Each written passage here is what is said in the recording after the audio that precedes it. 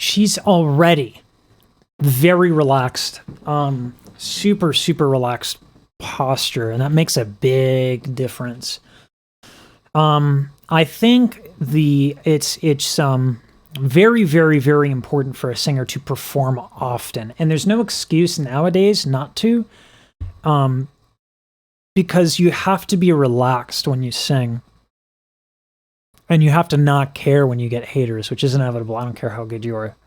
Like, believe it or not, 100% there's someone out there who doesn't like Rachelle Ferrel, and they're wrong.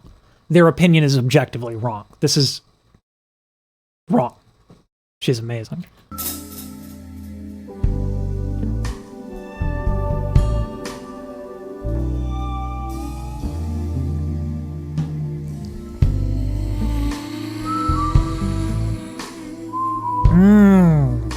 Yes.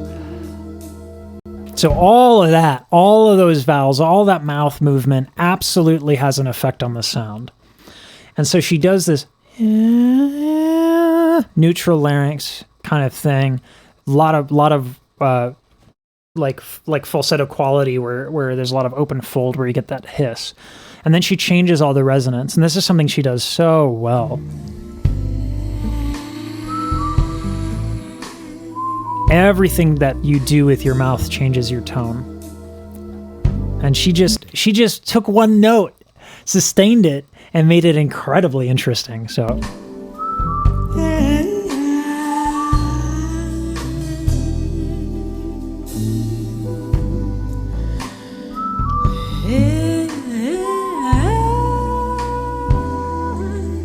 nice.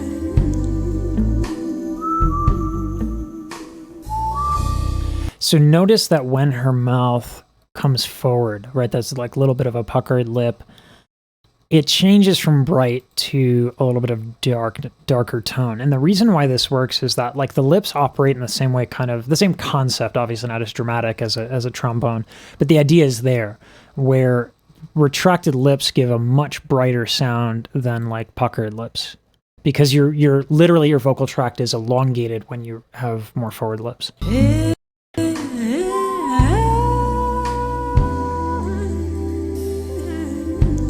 And that tongue is super forward at all times. Very important. Boy, I've been watching you for so long. Nice. So this is it's a lowering of the larynx. It's a lowering of the larynx, but the tongue is still forward. The mistake a lot of people make, even more experienced singers, is this idea that you pull the tongue back. Even New York Vocal Coach, which might be one of the bigger voice teacher channels on YouTube, the one video I saw where he tried to discuss classical technique, he's like, bring your tongue backwards to lower your larynx. No. Do not do that. But New York Vocal Coach is very knowledgeable. But this is like something people just get wrong. A lot of people get wrong. Do not bring your tongue back to lower your larynx, ever. You're going to go flat. It's not going to sound good.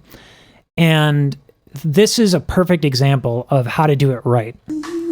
For so long.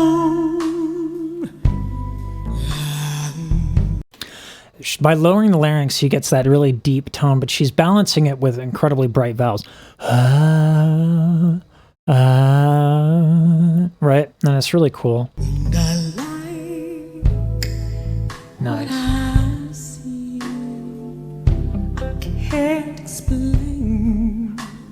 This thing she's doing with the K's and the C's.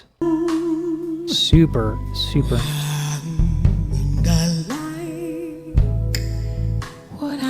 It's like, it's slightly, it's not off the beat, it's like syncopated, and which makes it really interesting musically. What I see, I can't explain. What makes you so attractive to me?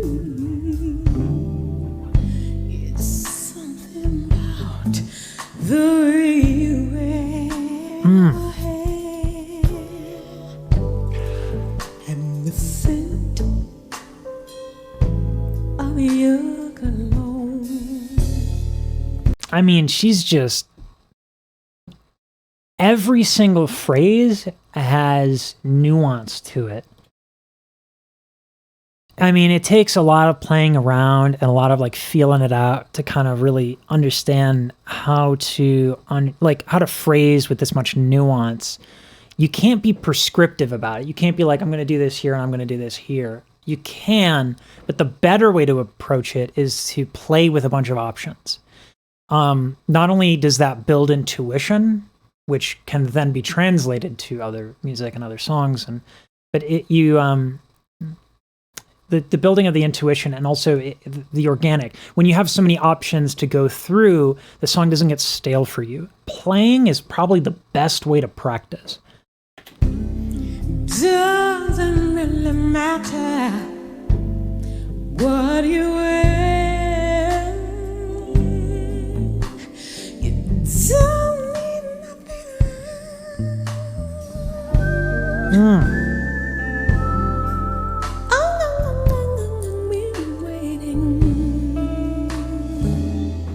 You to be mine.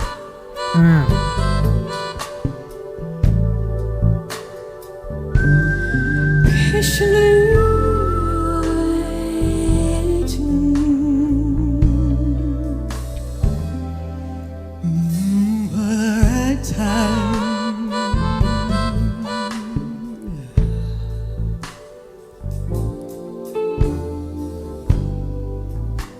That harmonic player. Just can't wait to get to know you. 5 feet. Lowered larynx. That whole phrase, she actually matched the phrase with her laryngeal movement, which I don't hear. It makes sense now that I hear it, but I never really thought about doing that. Really cool. 5 feet, like a friend. And I'm pretty sure that that sort of thing where she did, I think she's tilting and untilting her thyroid cartilage to achieve that.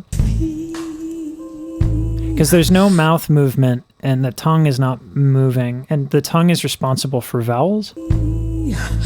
So it's just really cool. And difficult to do. It's just really impressive. I can't ignore whatever it is that makes you smile. Oh my God.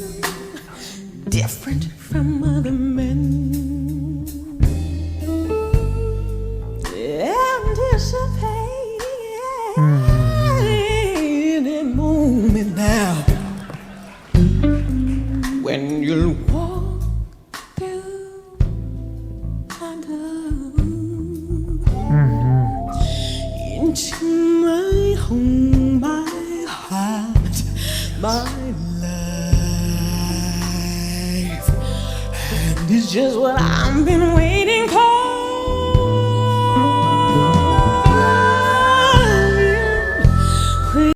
That's so smooth. It's like butter. Like grass fed from the farmer's market butter. And it's just what I've been waiting for. Like there's almost this sass to it. Like, you know what I mean? Like it's so just filled with like character. And it's just what I've been waiting for.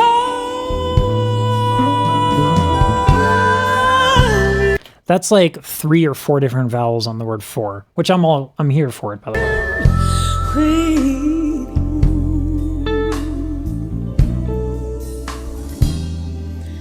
You to be mine.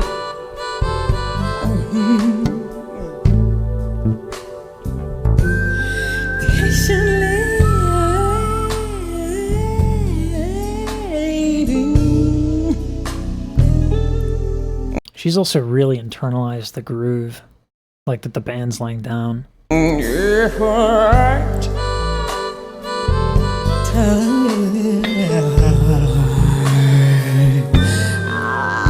been waiting.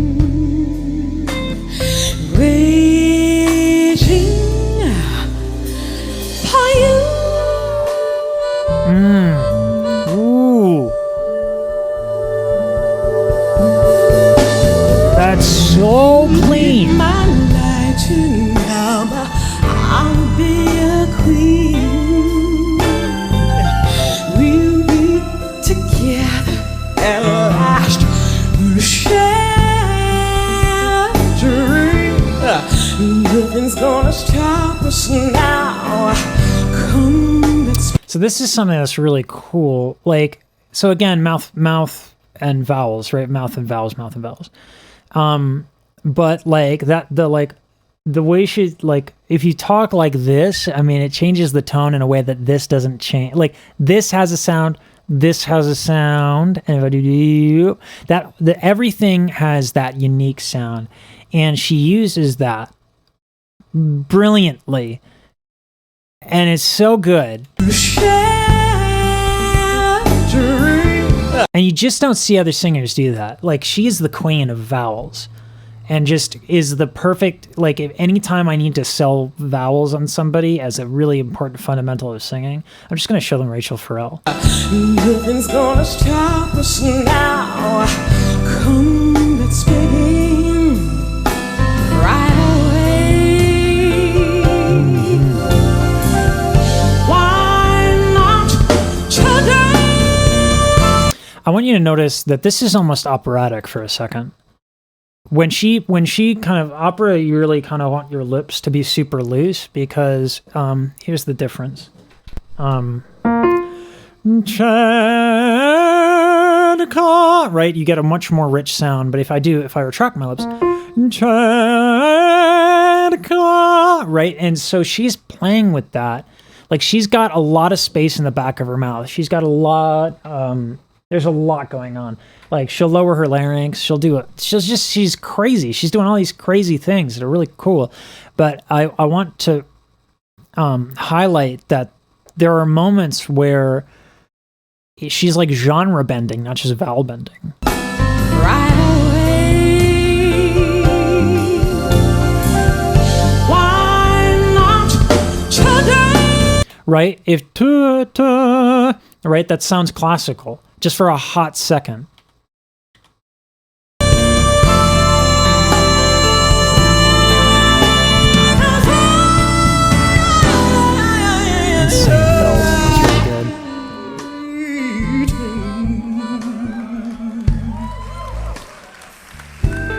The torso, any torso movement will affect the breath. So everyone says diaphragmatic breathing. That's sort of a not great explanation. If I were to say diaphragmatic breathing, I would say that's the equivalent of asking your heart to beat. If you want to breathe, your diaphragm works. It's not like there's a technique where all of a sudden the diaphragm is more useful. But what you can control is your torso. So the lungs are like a plastic bag attached to your torso, your rib cage. So the way that she ends up playing with this sort of a thing is she uses movement. Like that.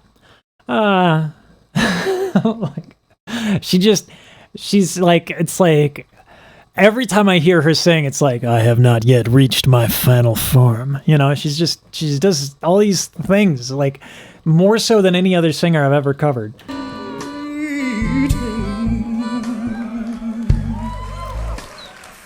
Yes.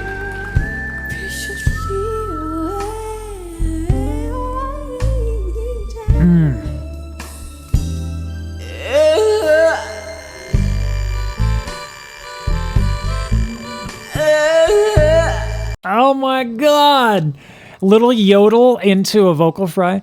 I don't know if I can yodel. The problem with a classical training is that you learn to untrain breaks for like 14 years and you'll good luck yodeling. Nice.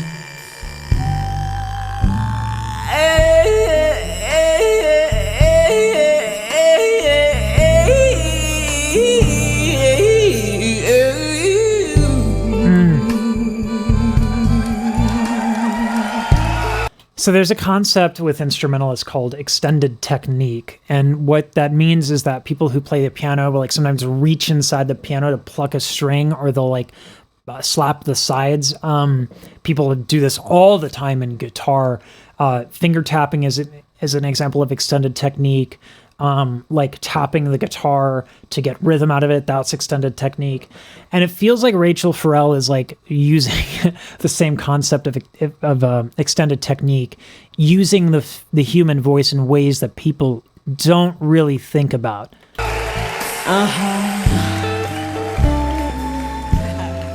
Like she's innovative is what I'm saying. Waiting for you.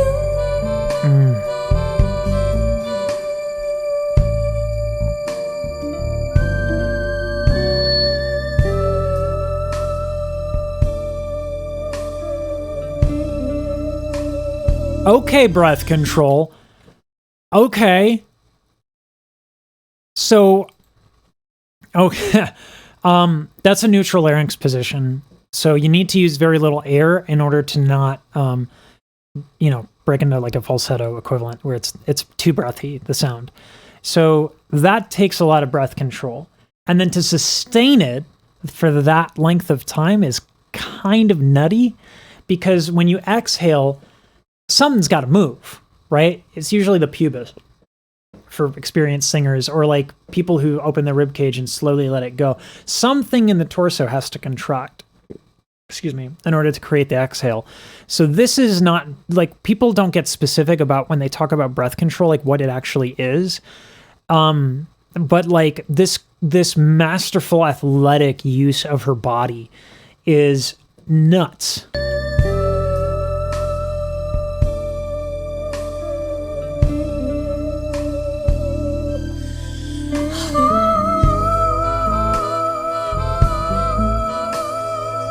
Jaw movement that's just to change the sound, keep it alive. You don't hit notes, you sing and keep notes alive.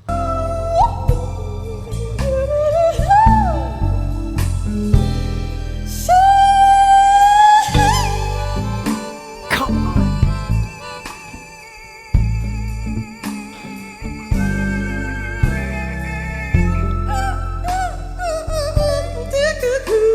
Yes, Scott.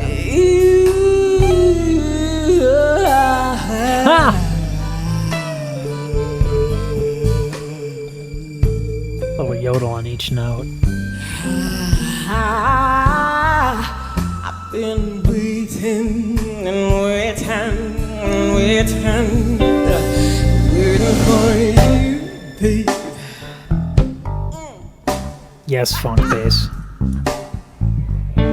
Little palm muting on the bass. Not palm muting, left hand muting. Muting is when you like when you fret an instrument, right? Boom. Muting is doing this with your fingers to hold the string, and like it kills the sustain on it, and it gives it rhythmic nature.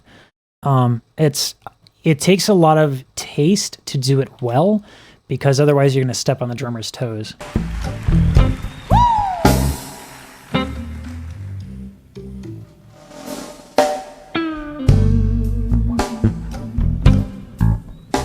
So when the boop happens, that's the palming, or that's the left hand. Pardon. Is it okay to get funky up in here? Yes, absolutely, and always. Just for a minute. I want more than a minute. It ain't gonna take long.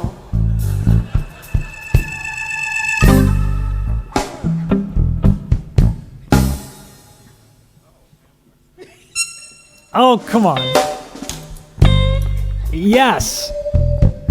You got to have an incredible band to be able to just kind of break into silence and then go on with only a look. Yeah.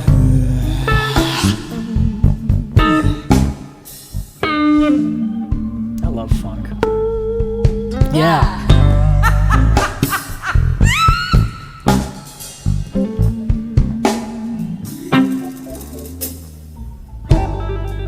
What do you say, Papa?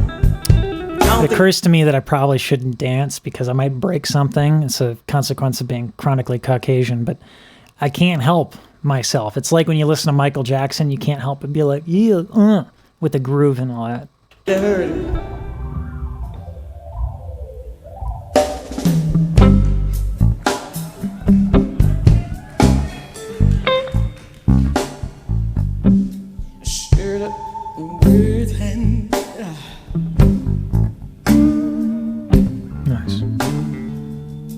Her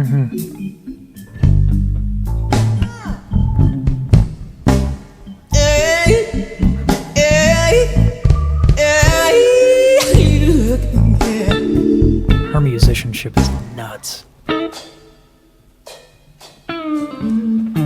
Yes.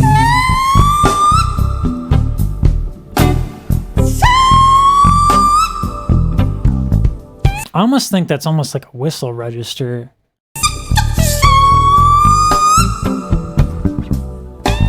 I have no idea what that sound is. I'm not gonna lie. I have no idea how that sound is made.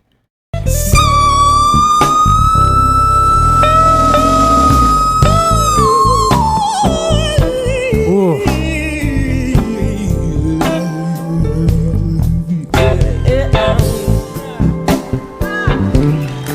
Yeah.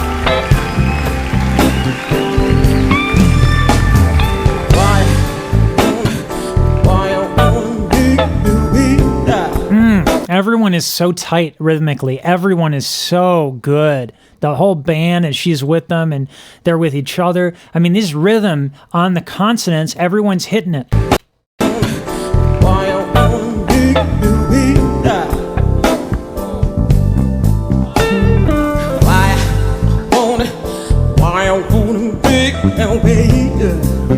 Yes.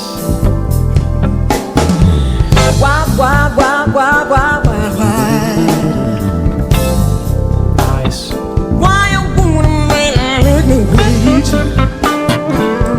This bassist is nuts.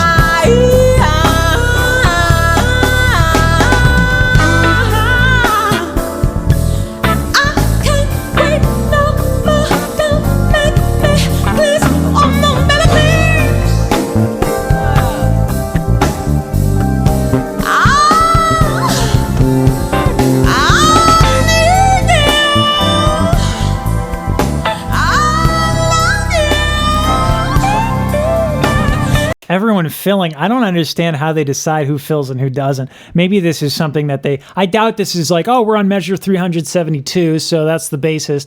Like, I don't know how they're communicating. I don't play enough jazz to understand how the handoff works. Also, funk has its roots in jazz. So...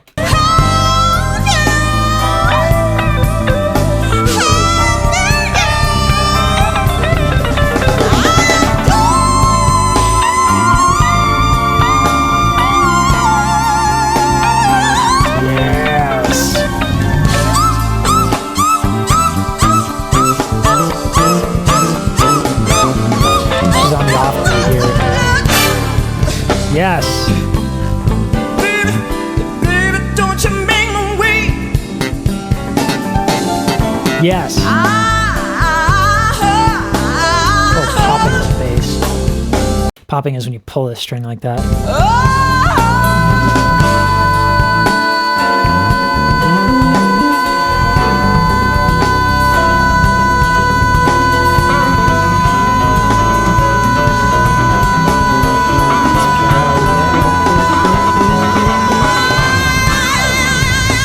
Yes!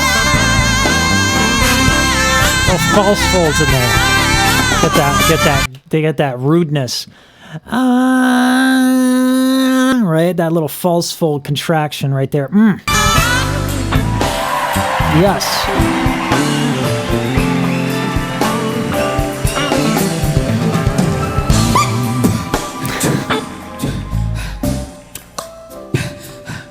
Because why not beatbox? Because why not? You've done everything else. Why not?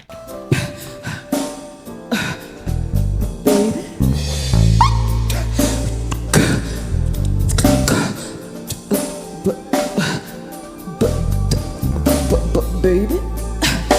And another thing, I do a little bit of beatboxing. You can pitch your T's. So a T is an unvoiced consonant, and D is T with your voice. So duh. And if you you can use your vocal tract to actually change the pitch.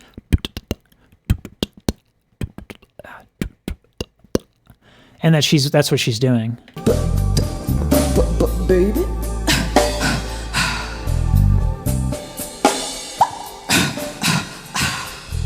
little K snare, cough snare. So as soon as I mention changing the notes with your vocal track,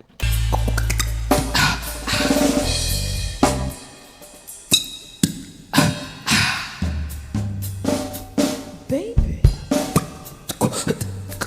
yes. Baby. Baby.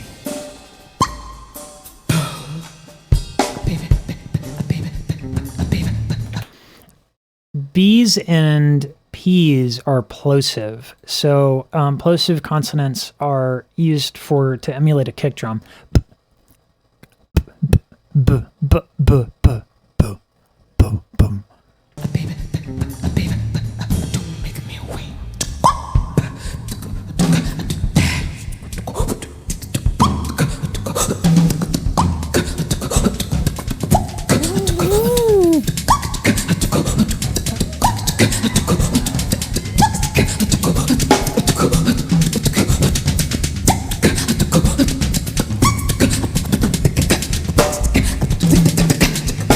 Her beatboxing is insane.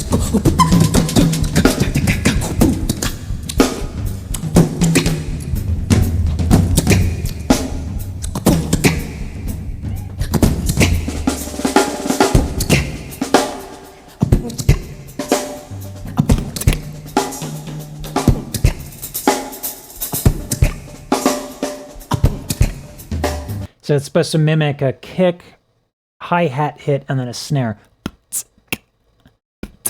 And you can inhale it too.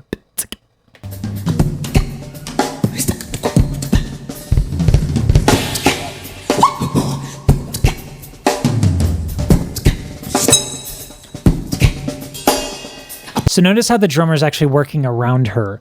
When she's going for like lower hits, like he's not using the kick drum in those moments.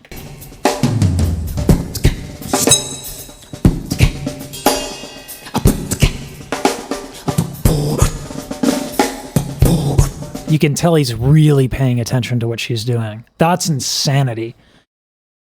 Like, she must have to either this band is just like the highest level of musicians that she can just invite, and they can play with each other. That's what really good jazz musicians can, just groove with random strangers. And it's one of the really cool parts of jazz, is that you can talk to each other just musically and be a part of this conversation. But it's more likely that this is a consistent group that she works with. And if it's not, I'm blown away.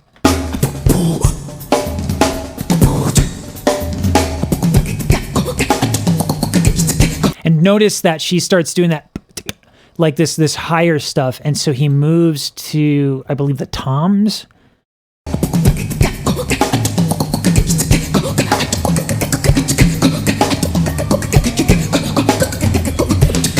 Yeah, toms.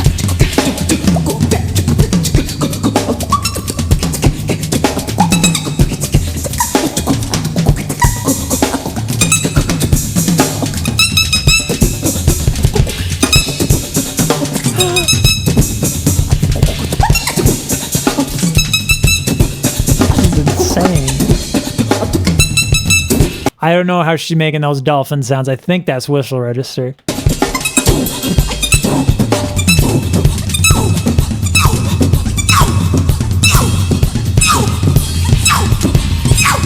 Into a fry. Whistle register into a fry. I've never heard that before.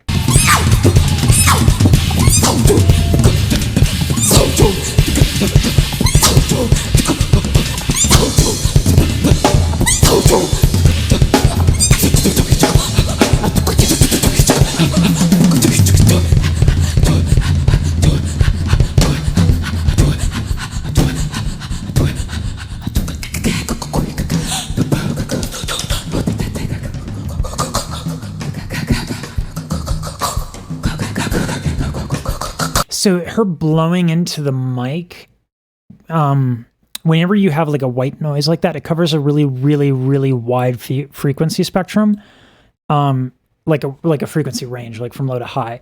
But the one that we usually hear are the highs because the human ear is tuned to make about 1K hertz. I forget where it's in between, but starting at 1K hertz, you get a lot of that. But like the human ear starts to hear it. To make lower notes audible, you need more pressure, like more what's called sound pressure level, basically volume. You need to increase the volume of lower notes for them to be heard. So what he's doing, the drummer is doing, is that he is filling with the lower drum sounds. Even though she's covering those frequencies, it's not as audible. And so he's making the room for her higher frequencies while playing the lower. It's just insanely sophisticated.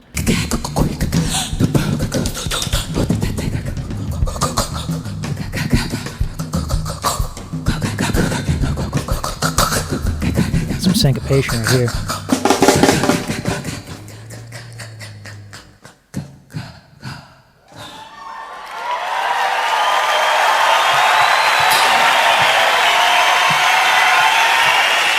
John Roberts on the drums, y'all! Yes, John Roberts.